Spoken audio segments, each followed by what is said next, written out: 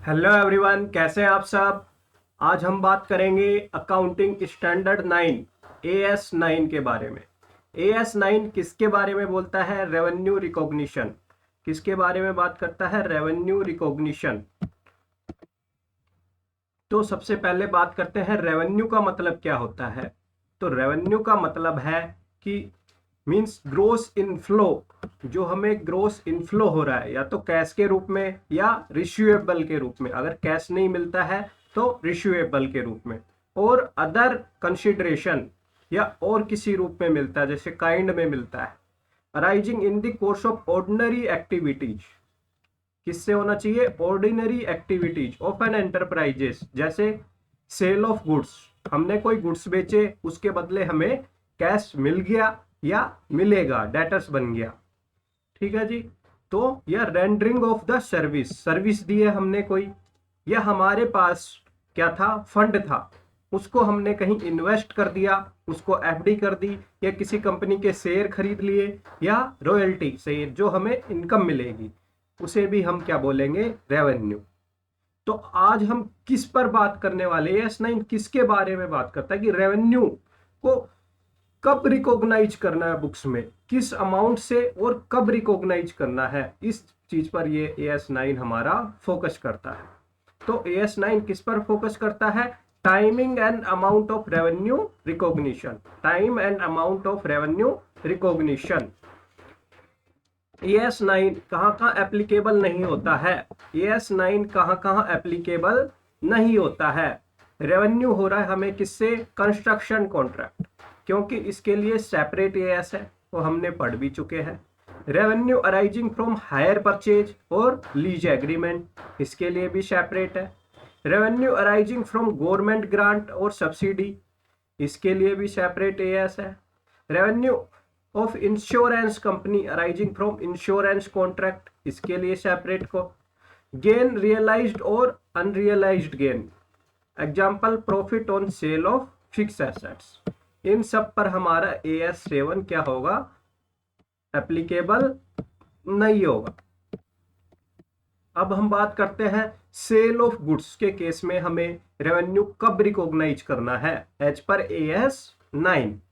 तो sale of goods के case में हम कब रिकॉग्नाइज करेंगे रेवेन्यू? AS9 के अकॉर्डिंग। तो हमें ये सारी कंडीशन हमें क्या करनी पड़ेगी? फुलफिल करनी पड़ेगी। तो कंडीशन क्या है? Seller has transferred the ownership of goods to buyer for a price. Seller ने क्या की है? जो उसके गुड्स की ओनरशिप थी वो क्या कर दी है? बायर को ट्रांसफर कर दी है एक प्राइस के लिए। अब ये प्राइस कितना भी हो सकता है, कम ज्यादा, मार्केट प्राइस, उससे कोई मतलब नहीं है। यहाँ पे क्या होना है? ओनरशिप ट्रांसफर करनी है हमें, या उससे रिलेटेड जो भी सिग्निफिकेंट रिस्क और रिवॉर्ड है, उस एसेट्स को लेकर जो भी रिस्क और रिवॉर्ड है वो सब ट्रांसफर कर दिए हैं बायर को। Seller does not retain any effective control of ownership of the transferred goods.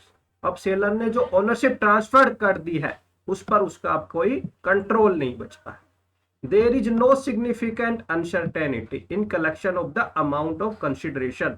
जो हमें अमाउंट मिलेगा, रेवेन्यू मिलेगी, उसको लेकर कोई अनसर्टेनिटी नहीं होनी चाहिए। तो एक तो ओनरशिप ट्रांसफर हो जानी चाहिए, या उससे रिलेटेड रिस्क रिवॉर्ड ट्रांसफर हो गया, ठीक है जी, या और जो रेवेन्यू मिलेगा उसके लेकर कोई अनसर्टेनिटी नहीं है, तो हम बुक्स में हमारी रेवेन्यू रिकॉग्नाइज कर लेंगे एज पर AS9। अब बात करते हैं सर्विस के केस में। इन केस ऑफ सर्विस, तो सर्विस के केस में जब सर्विस परफॉर्म की जाती है उसके अकॉर्डिंग रेवेन्यू रिकॉग्नाइज की जाती है। और परफॉर्मेंस को हम दो तरीकों से मेजर कर सकते हैं, दो तरीकों से, या तो कंप्लीटेड सर्विस कॉन्ट्रैक्ट मेथड या प्रोपोर्शनेट कंप्लीशन मेथड। नाम से ही पता चल रहा है कि कंप्लीटेड सर्विस कॉन्ट्रैक्ट मेथड की सर्विस हमने कंप्लीट कर दी है या कंप्लीट होने वाली है। ये हमें पता है कि ये सर्विस कंप्लीट होने वाली है और इतना अमाउंट हमें रिसीव होगा, तो हम क्या कर लेंगे? उसे रिकॉग्नाइज कर लेंगे बुक्स में। Revenue is recognise when service is about to be completed and no significant uncertainties exist। कोई अनसर्टेनिटी नहीं है अमाउंट को लेकर, कलेक्शन को लेकर, और सर्विस हमने क्या कर ली है, कंप्लीट कर ली है, तो हम क्या कर लेंगे, रिकॉर्ड कर लेंगे। प्रोपोर्शनेट, इसमें बात ही हो रही है कि प्रोपोर्शनेट कंप्लीशन, जितना हमने कंप्लीट कर लिया है उतना हम रेवेन्यू रिकॉग्नाइज कर ले इस मेथड के। मान लो कोई 18 महीने का हमें कॉन्ट्रैक्ट मिला सर्विस का, तो हमने इस साल जितना हमने सर्विस कंप्लीट कर ली है उसके अकॉर्डिंग हम क्या कर लेंगे, बुक्स में रेवेन्यू रिकॉग्नाइज कर लेंगे। Revenue is recognise by reference to the performance of each act. The revenue recognized under this method would be determined on the basis of, किसके बेसिस पे, या तो कॉन्ट्रैक्ट वैल्यू के, या associate cost, number of acts और other suitable basis. Further no significant uncertainty exist about the collection of amount.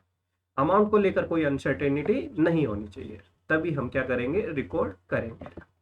अब बात करते हैं रेवेन्यू फ्रॉम इंटरेस्ट।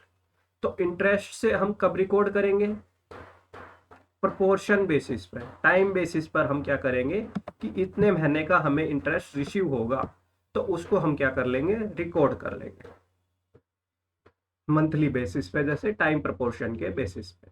रॉयल्टी को कैसे करेंगे, as per terms of agreement, कि कब कब हमें रॉयल्टी रिसीव होगी, एग्रीमेंट में लिखा होगा, उसके अकॉर्डिंग हम क्या करेंगे, रेवेन्यू रिकॉग्नाइज करेंगे।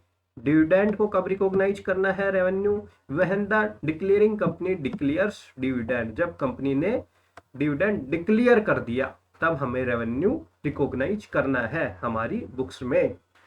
जिसे डिविडेंड रिसीव हो रहा है वो अपनी बुक्स में कब रिकॉग्नाइज करेंगे, जब जो डिविडेंड दे रही है कंपनी उसने डिविडेंड डिक्लेयर किया है। ओके जी, thank you so much. Please like, share and subscribe the channel for regular updates. अगर अभी तक आपने चैनल को सब्सक्राइब नहीं किया है तो कृपया चैनल सब्सक्राइब जरूर कर लें और हमारे साथ जुड़े रहें ऐसी ही और वीडियो के लिए।